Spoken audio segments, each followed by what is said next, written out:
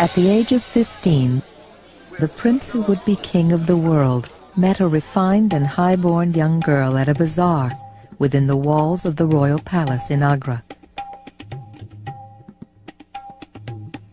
Court poets celebrated the girl's extraordinary beauty.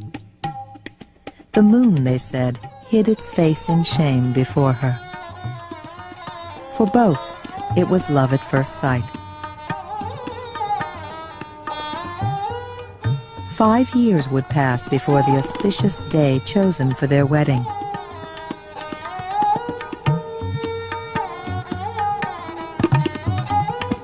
And from that moment, they became inseparable companions.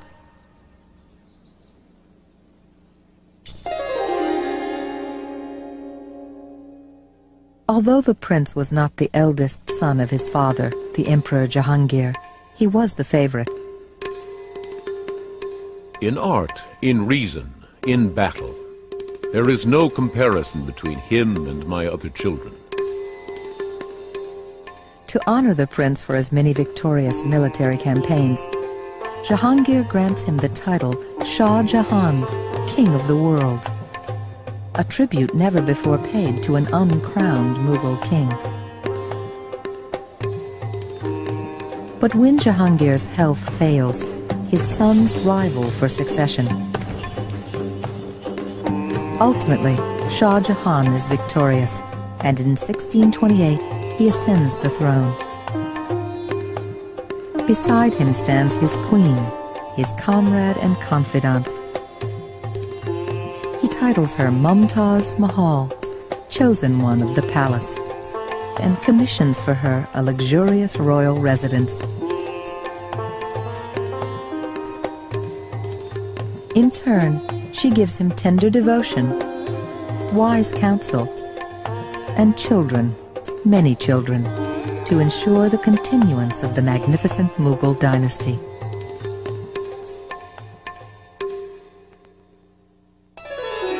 The citadels of glory the prince is destined to inherit. Shah Jahan's ancestry is no ordinary birthright. He is descended from the merciless Mongol invader Genghis Khan and the infamous Amir Timur, who ruled the vast and civilized lands of Persia.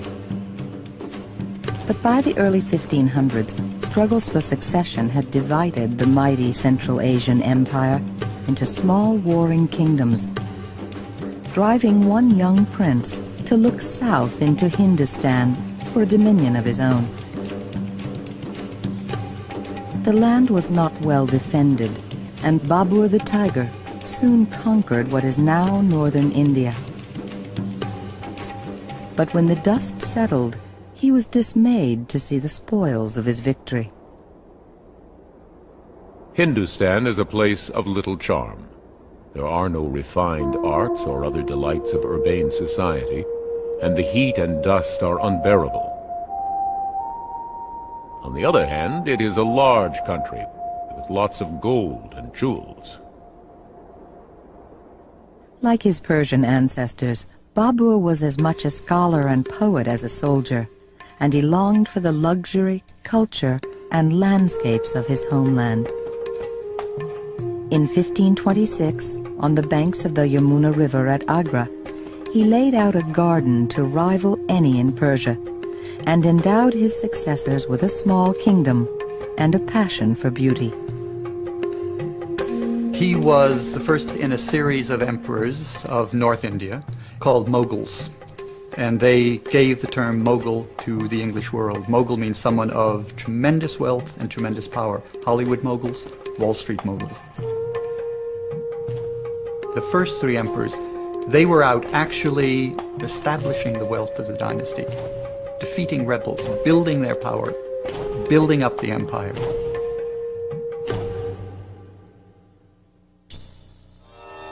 A good name for kings is achieved by means of lofty buildings.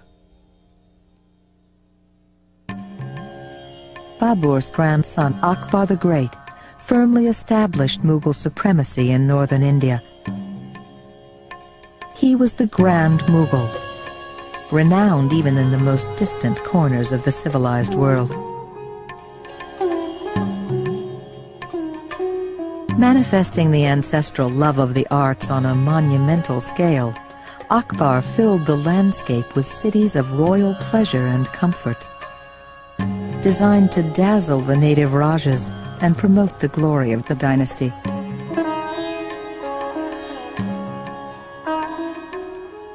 This is the first time you had wealth at that level interested really in commissioning the arts, and commissioning the arts that were in particular meant to be the arts embodying and confirming wealth. In the capital of Agra, Akbar's towering red fort held more than 500 buildings within its massive walls. Pavilions and residences to accommodate his considerable court, and a storehouse for the gold and jewels of the empire.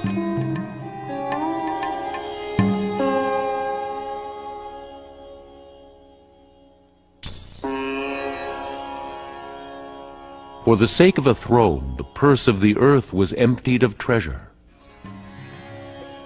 The reign of Akbar's grandson Shah Jahan marks the long summer of Mughal rule. It is an age of outrageous opulence, and a time when some of the world's largest and most precious gems are being mined from India's soil. There were literally trunks of jewels in the imperial treasury, trunks of nothing but emeralds, of sapphires and rubies and diamonds. Shah Jahan inherited it all. The 6 thrones left to him by his ancestors are set aside, and he commissions another encrusted with hundreds of jewels. He wanted himself to be seen as a symbol of perfection, the perfection of a jewel, so carefully crafted and so flawless that there could be no question at all of the kind of vagaries of a human personality. Like his grandfather, Shah Jahan's passion is architecture. Not content with the buildings of Akbar, he replaces them with palaces of pure white marble.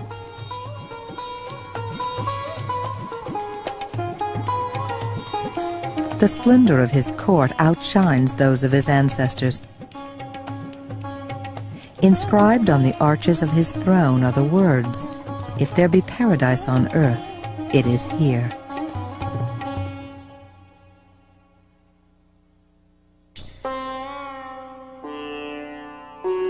But in this world there is an ancient tradition. Sweet pleasure is not without bitterness. In 1631, Mumtaz Mahal suffers complications during the birth of her 14th child. According to legend, with her dying breath, she secures a promise from her husband on the strength of their love to build for her a mausoleum more beautiful than any the world had ever seen.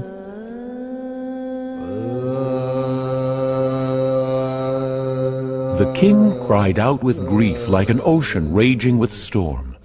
He put aside his royal robes, and for the whole week afterward his majesty did not appear in public, nor transact any affairs of state. From constant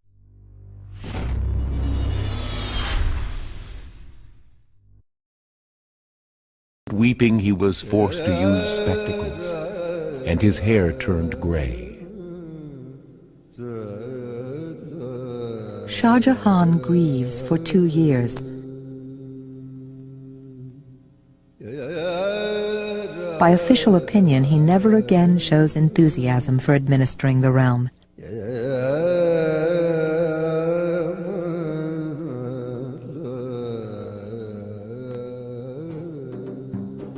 6 months after the death of his wife, he lays the foundation for a memorial across the Yamuna River near his palace in Agra.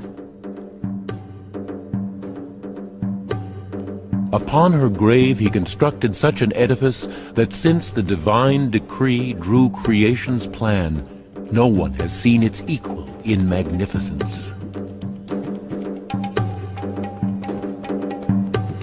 To satisfy his artistic obsession, Vast quantities of white marble are mined from the quarries in Rajasthan. Red sandstone is carted from Delhi. A 10-mile-long ramp is built through Agra, so materials can be dragged to the construction site.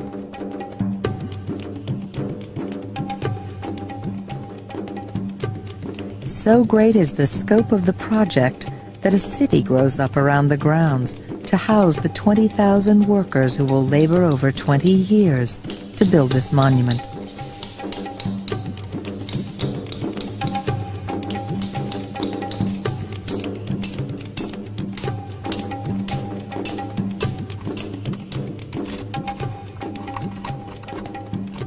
Architects and artisans are summoned to the palace from as far as Baghdad and the Ottoman courts of Turkey.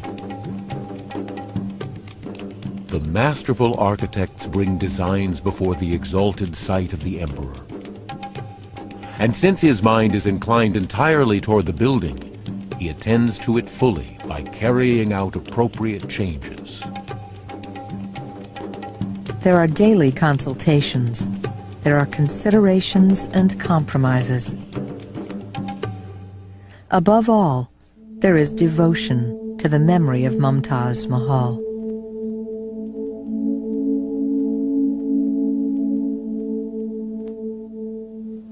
O thou soul at peace, return thou unto thy Lord. These are the gardens of Eden. Enter them and live forever.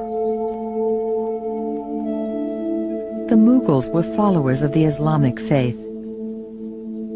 The promise of Allah, as written in the Quran, is inscribed in marble on the portal of the main entrance to the Taj Mahal. Symbolic of the gateway through which Muhammad entered paradise, it is a place of transition between the world of the senses and the realm of the spirit.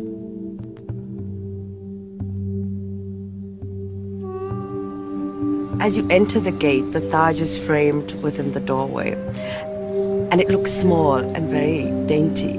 As you walk closer to it, its magnificence just takes over.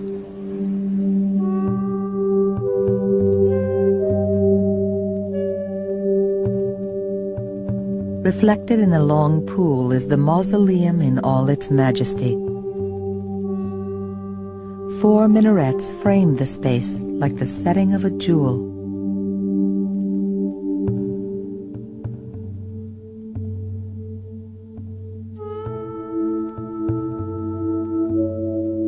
Subtle variations in the veined marble create changes in color with every mood of the heavens.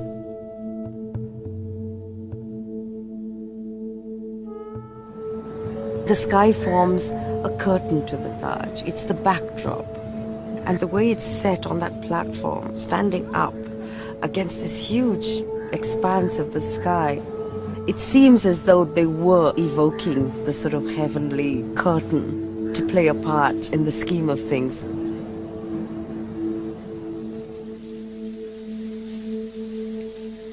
The 42 acres of grounds were once an oasis, where fountains sprang from channels of water, filling the air with their music. Where the air was cooled and scented by a profusion of trees and flowers.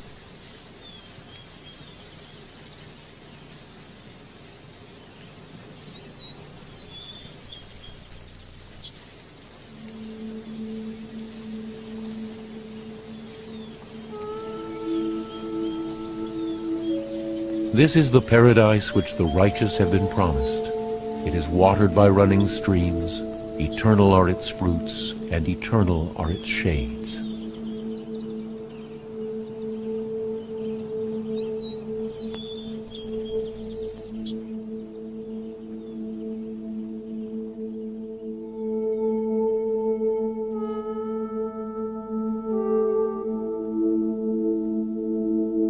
According to Islamic tradition, a woman who dies in childbirth is a martyr, and her memorial a place of pilgrimage.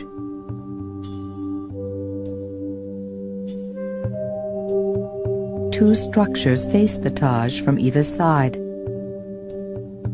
A mosque on the west, its mirror image a rest house on the east, built for the faithful who would come to praise Allah and pay homage to Mumtaz Mahal.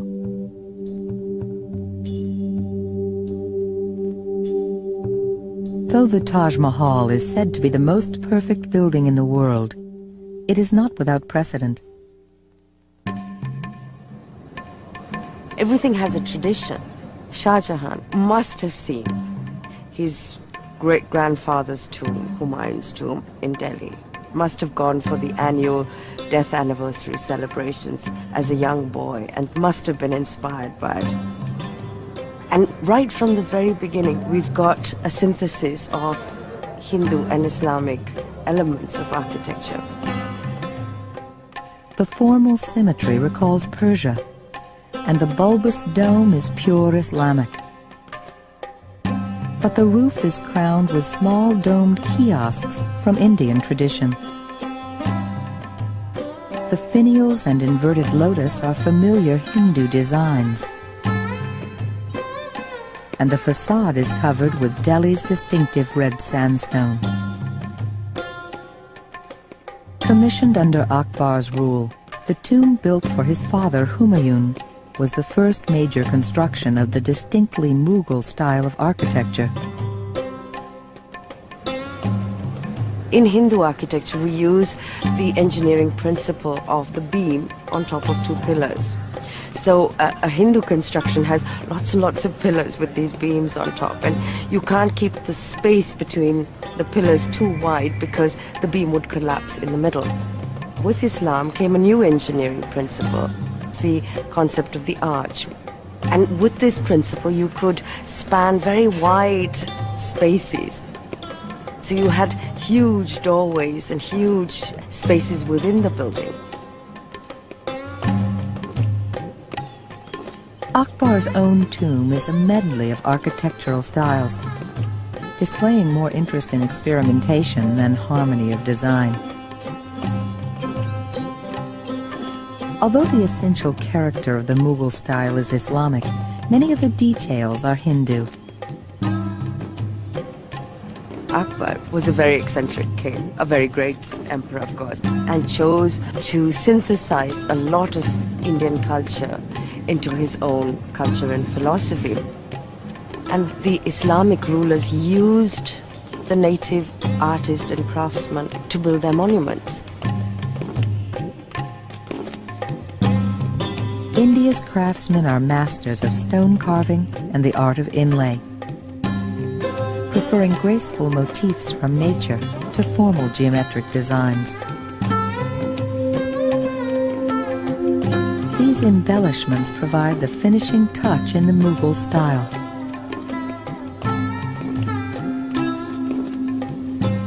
At the tomb of Jahangir's chief minister, Itmud-ud-Dawla, white marble and inlaid ornamentation cover every surface.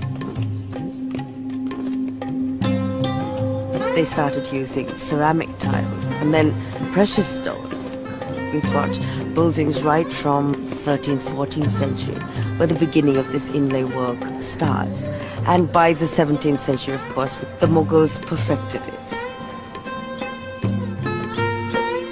The contrast between Akbar's rugged constructions and the refinement of this tomb underscores the evolution of the empire to a state of pure luxury. Now, the movement to the Taj is really a very small step because all the architectural techniques, all the engineering principles, all the details had been experimented with. It's a supreme culmination of many experiments that went before, and that's why it's so perfect. From afar, the Taj appears seamless, but moving closer reveals an intricate harmony of details.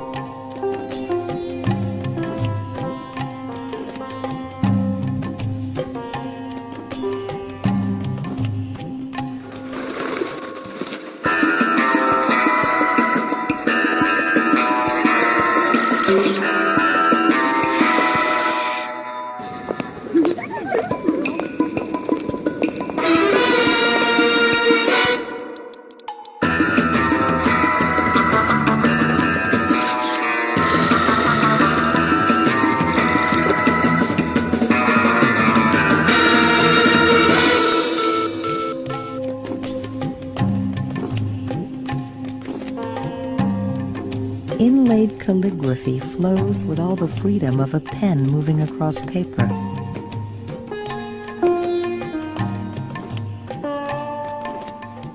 Jewel-studded walls display exquisitely detailed flowers. You've got inlay work of flowers about 3 inches high, where they use as many as 60 to 70 pieces of precious gemstones to show the curve of a leaf or the turn of a petal. I mean, it's so delicate.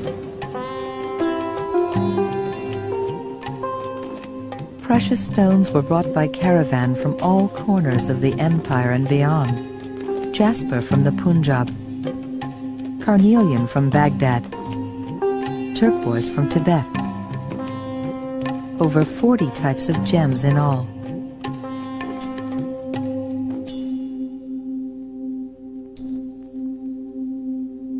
Stone is set within stone, as bold and precise as the dark spot within the tulip's heart. Those red and yellow flowers that dispel the heart's grief.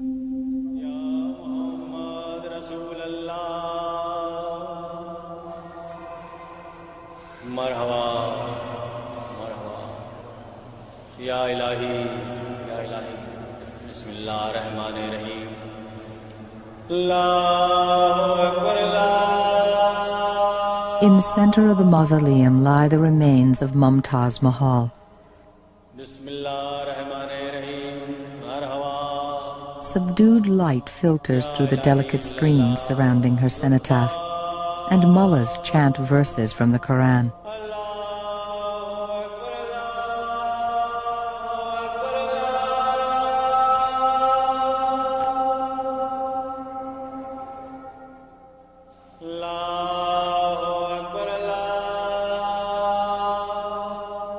It is here that Shah Jahan comes with his children to honor the memory of his wife.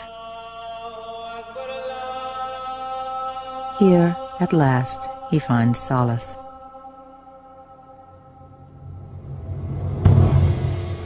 But Shah Jahan's tranquility is suddenly shattered when his son Aurangzeb assails the throne.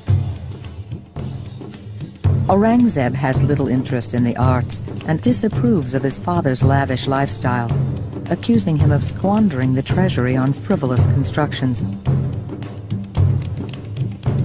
As a pious Muslim, Aurangzeb wishes to revoke the policies of religious tolerance in place since Akbar's reign. In 1658, he declares himself emperor and imprisons his ailing father in a tower of the Agra fort.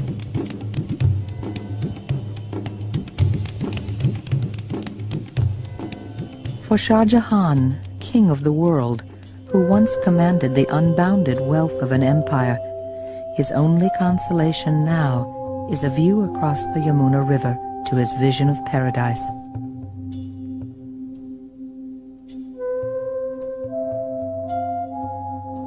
Eight years later, acknowledging the deep love between his parents, Aurangzeb buries Shah Jahan next to Mumtaz Mahal. The new cenotaph, placed to the side, is the only apparent imbalance in the entire Taj Mahal complex.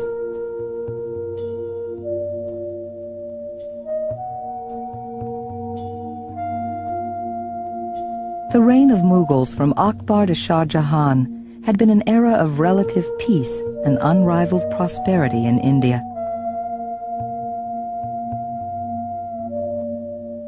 But strained by a diminishing treasury and Aurangzeb's rigid governance, the empire began to crumble.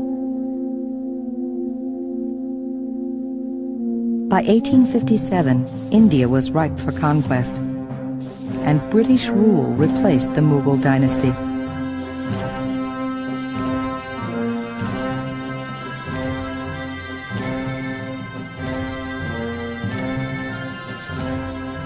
During the 18th and 19th centuries, the romantic allure of the East made India the favored destination for European travelers.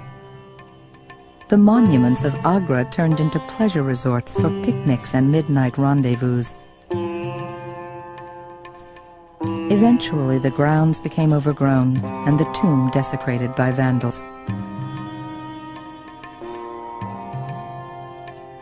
For a time, it seemed that even the Taj, like the Mughals, might vanish. A plan to sell the marble piece by piece was called off, only for lack of prospective buyers.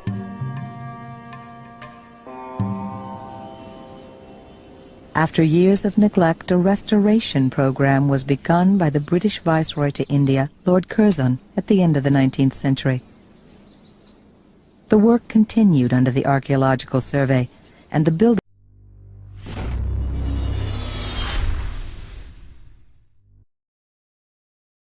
of Agra, including the Taj, were restored to something of their former glory.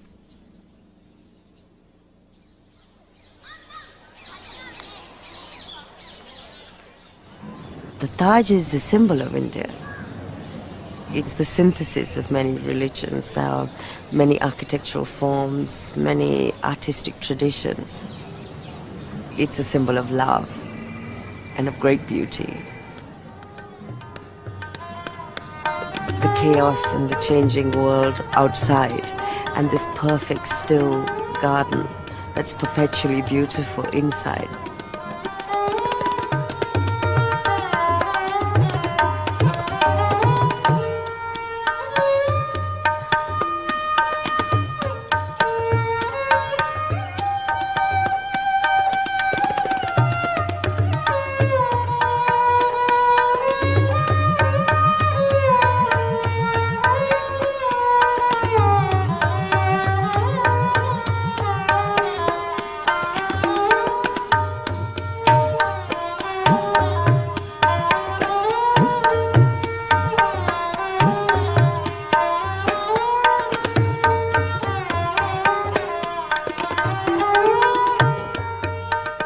How excellent the sepulchre of the lady's fame, that a cradle for the princess of the world became.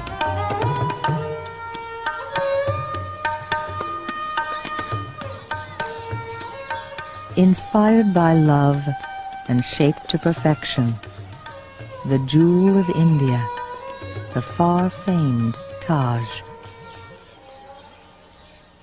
But fame comes late to another treasure, lost in obscurity for 1,000 years.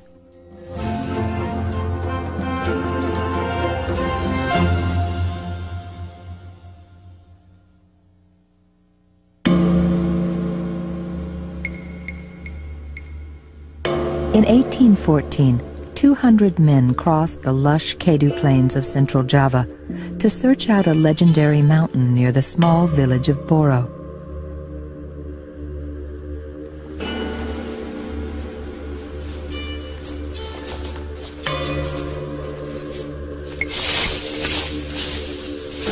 For 6 weeks, they slash and burn the choking vegetation.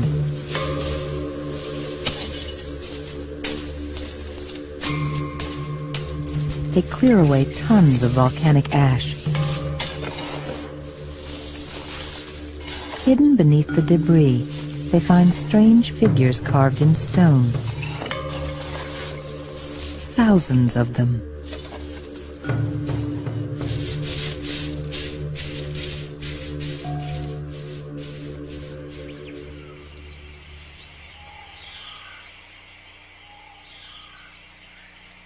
It is said that a heavenly architect built the Mountain of 1,000 statues in a single day, and laid a curse on anyone who dared ascend his holy shrine to see them.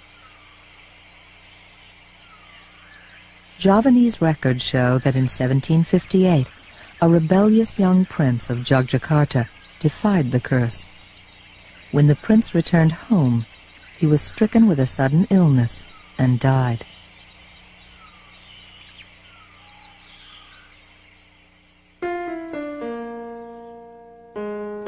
The excavation of the monument known as Borobudur had been ordered by Sir Thomas Stanford Raffles, the new British governor of Java. Unlike the Dutch traders before him, Raffles is intrigued by the exotic stories and architecture of the Indonesian islands. The antiquities of Java have not, till lately, excited much notice. nor have they yet been sufficiently explored. The pursuits of commerce have been too exclusive to allow there being much interest in the subject. When Raffles comes to inspect the progress of his expedition, he finds a colossal pyramid rising to a huge bell-shaped pinnacle. The ruin of Borobudur is remarkable for its grandeur in design. The building is square and composed of terraces rising one within the other, each enclosed by stone walls. On the walls are carved in the most beautiful style panels containing historical scenes and ceremonies. Nearly 3,000 panels encircle the monument. Indigenous plant life is depicted in such detail that specific species can be identified.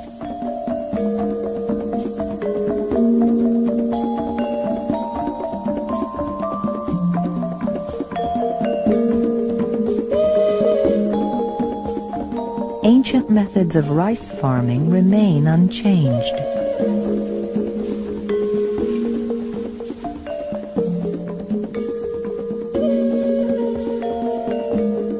Javanese animals share the walls with mythological creatures.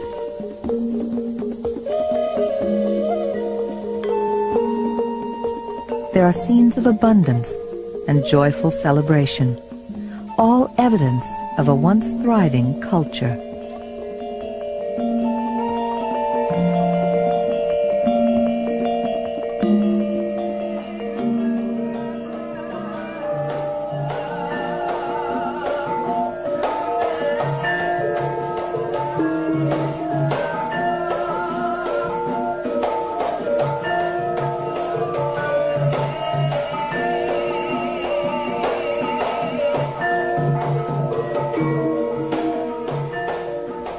Borobudur illustrates the patronage which the arts and sciences must have received, and the inexhaustible wealth and resources which the Javanese of those times must have possessed.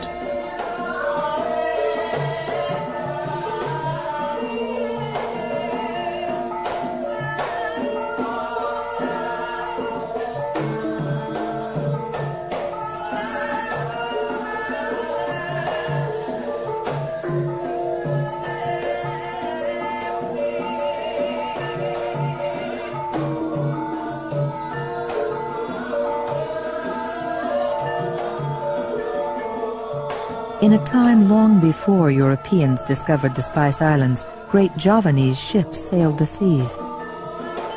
They carried tons of rice and hardwoods from the fertile island to the ports of Malaysia, China, and India in exchange for the exotic provisions of a prosperous existence. But by Raffles' time, the glory of Java has faded, and no one can remember when or why Borobudur had been built.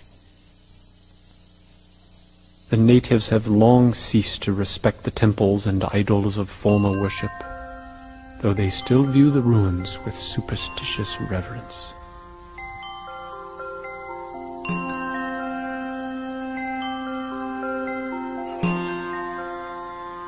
The Javanese had been converted to Islam during the 15th century, and Raffles thinks it unlikely that Borobudur would have been built since then. Records also show that in the 10th century, the region had been mysteriously deserted. Perhaps the nearby Mount Merapi had erupted, choking the ricelands with layers of volcanic ash. Whatever the cause, the population moved to East Java in a mass exodus, and Borobudur was left behind.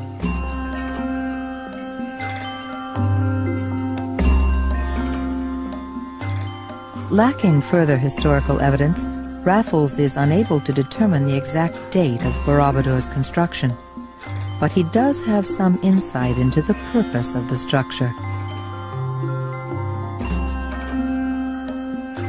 The resemblance of the images which surround this temple to the figure of Buddha has introduced an opinion that Borobudur was exclusively confined to the worship of that deity. As word of the discovery spreads, scholars of Asian religions visit. They recognize Borobudur as the largest Buddhist temple in the world, and the most unique.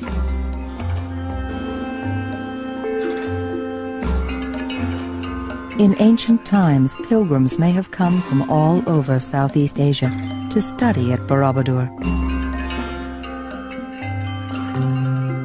The panels depict the teachings of the Buddha, each familiar story a step in the pilgrim's progress. Each terrace a higher plane of consciousness.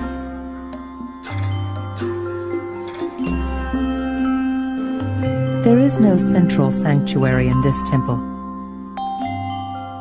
Instead, the more than 3 miles of galleries that ring the structure are designed to guide the faithful on a spiritual journey. Borobudur is a 3-dimensional roadmap to enlightenment.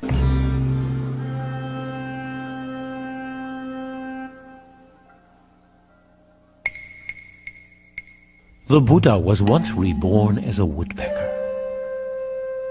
One day he met a lion where the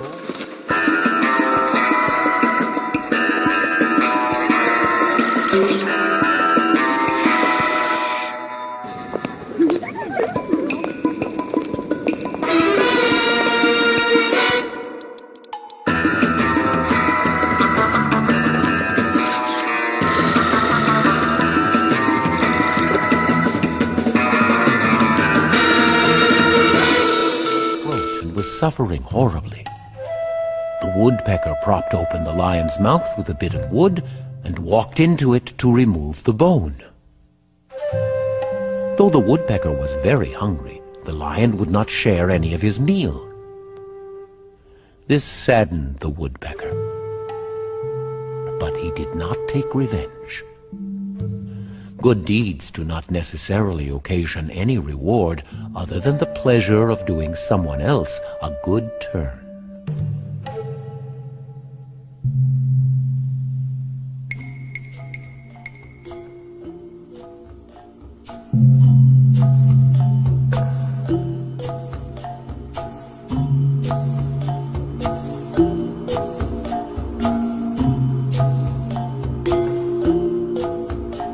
Ascending the eastern stairway to the first gallery, pilgrims follow the journey of the Buddha through his 500 earthly reincarnations.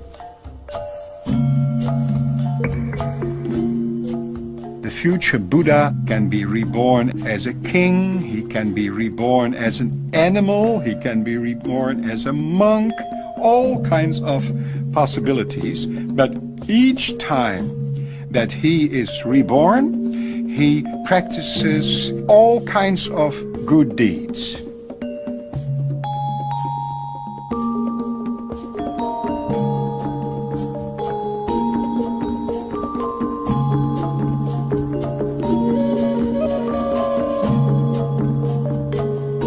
Repetition is essential. 500 times the message has to be repeated, repeated, repeated. And in all these existences, he accumulates all the merit, all the wisdom, all the insight that he needs to come well prepared into his last earthly existence, which is the existence as the Prince Siddhartha, who becomes the Buddha. The panels then chronicle the experiences of the young prince as he travels for the first time beyond the palace walls. Once outside, Siddhartha encounters the harsh realities of the world. He sees sickness and death, and he begins to realize that life is suffering and that there must be a way out of this. Siddhartha comes to understand that all suffering is caused by unfulfilled desire. Only by extinguishing desire does he achieve enlightenment and become the Buddha.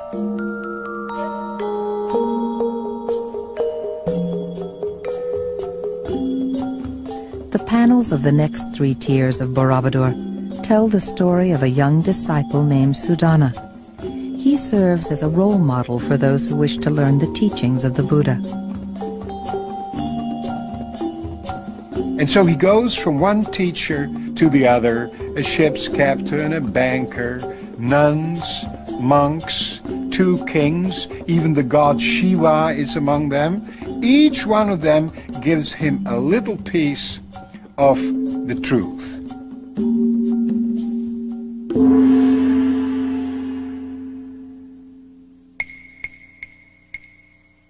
At the end of his life, the Buddha's disciples asked him what kind of monument he'd like built in his memory. The Buddha replied, "A stupa." The disciples were mystified. "What is a stupa?" one asked. In answer, the Buddha overturned his alms bowl and stood his walking stick on top of it.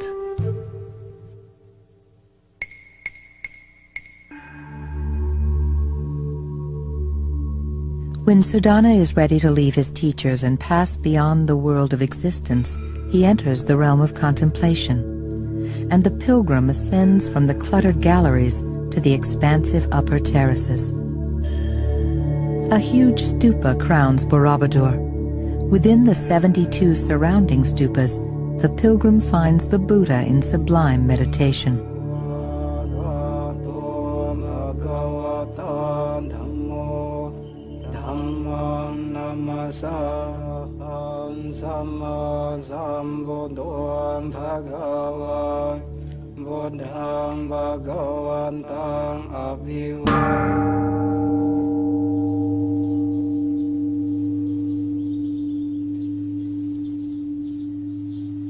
This stark contrast between the phenomenal world and the ethereal world of formlessness at the top is one of the most brilliant inventions of the architects of Borobudur. Despite Raffles' best intentions, uncovering Borobudur has placed it in grave danger, as reports of the exotic temple attract a new breed of pilgrim. Souvenir hunters decapitate many of the Buddhas and ship them to mansions and museums throughout the world. For the weary tourist, a tea house is built high on the crumbling central stupa. Many of the Europeans who came to Asia, and many of the Asians themselves, because they had been converted to Islam, regarded these monuments as the work of heathen, and this prevented them from appreciating their true beauty. But in 1885, an accidental discovery rekindles interest in preserving this ancient treasure. J.W. Iserman, a Dutch architect involved in a restoration project, walks along the high processional path that surrounds the base of Borobudur. And he noticed that the moldings of the wall continued underneath a crack that he saw in the floor. This meant that all these stones must have been added at a time when part of the building was already finished. Iserman excitedly calls for a section of the path to be removed. When 16 layers of stone have been pulled away, Iserman discovers another tier of panels, quite unlike those of the upper galleries.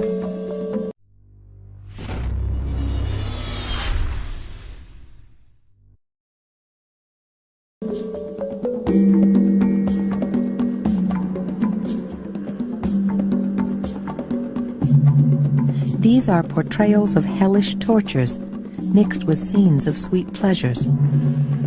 In all, 160 panels are uncovered. But it is not until the hidden panels are linked to the Buddhist doctrine of karma that their significance is understood. These are the ground rules of what happens to you, whether you are reborn as a human, as an animal, in hell or in heaven. It is the cosmic law of cause and effect. saying ugly things about others in this life results in rebirth as an ugly person.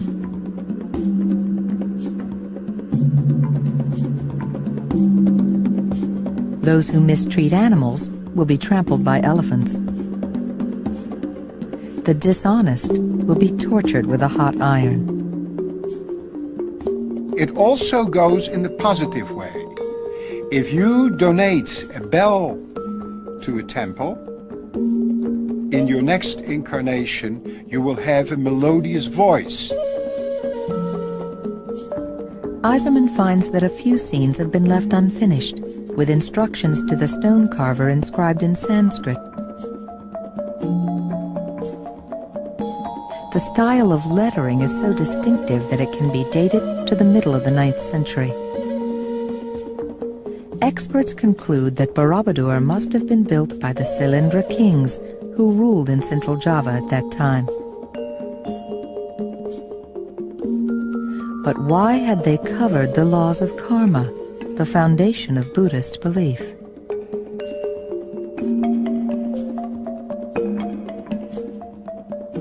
Some people think there's a symbolic reason. I tend to think that it was as they were building the monument, it started sagging, and in order to keep it in place, they built this heavy stone ring around the monument. Eiserman reaches the same conclusion. After photographing the panels, he replaces the original pathway to restabilize the structure. But as Borobudur's past becomes more clear, its future grows much less certain.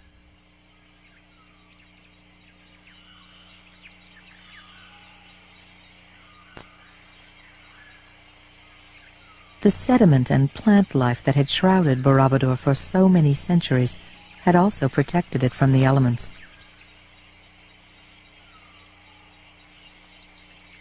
As the galleries are cleared, the porous volcanic stone is exposed to Java's relentless heat and torrential downpours.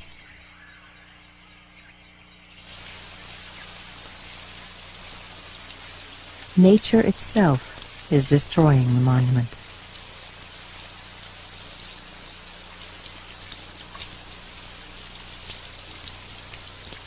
Water seeps through the cracks, undermining the temple's earthen core, buckling floors, pushing out walls. Half an hour after a heavy rainfall, all the water came out, depositing all kind of sediment on the stones, which led to the growth of all kinds of lichen and mosses and whatnot. And the monument was in pretty bad shape.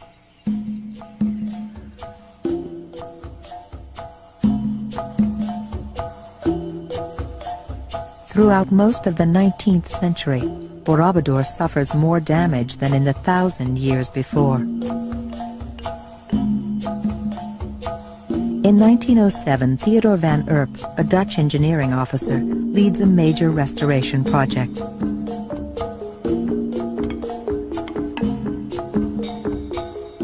He rebuilds the crumbling stupas and heaving floors of the upper terraces.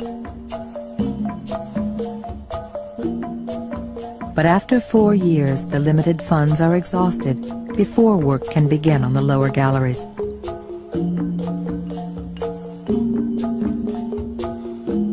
Carvings are now rapidly disintegrating. Walls are crumbling, and the whole structure is in danger of tumbling down the hill in one enormous archaeological avalanche. But it would be several decades before attention would again turn to Borobudur.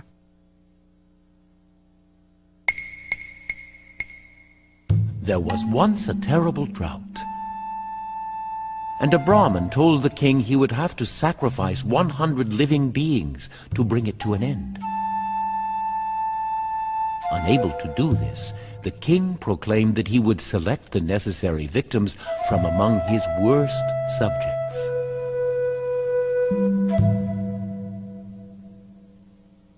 At this news, his subjects all became virtuous, and the drought stopped.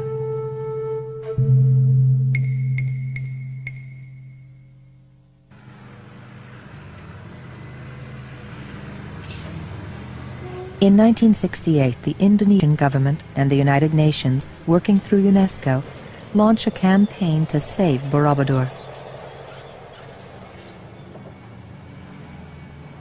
Over the next 15 years, $20 million are raised to support a bold plan: the complete dismantling and reconstruction of the lower terraces, stone by stone.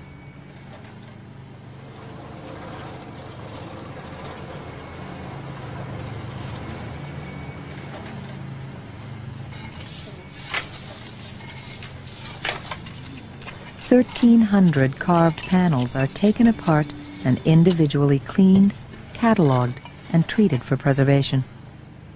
Over 1 million stones are moved during the course of restoration and set aside like pieces of a massive jigsaw puzzle.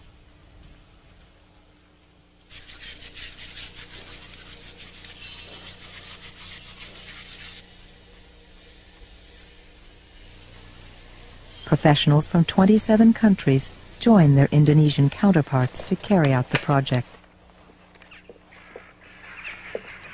Borobudur becomes a testing ground for new conservation techniques,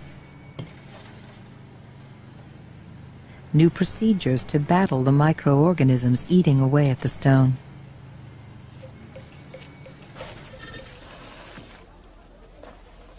Experts in engineering, chemistry, biology, and archaeology all share their skills to solve the multitude of problems.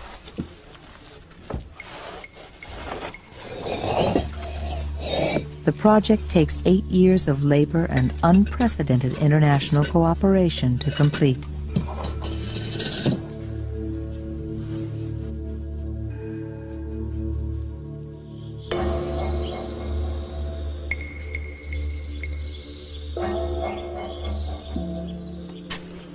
Borobudur has served as a place of learning, dedication, and training for those who follow the path of the Buddha and those who labored to preserve this cultural treasure. According to Buddhist philosophy, such cooperation in the monumental construction effort would have earned everyone involved great merit in their quest for enlightenment.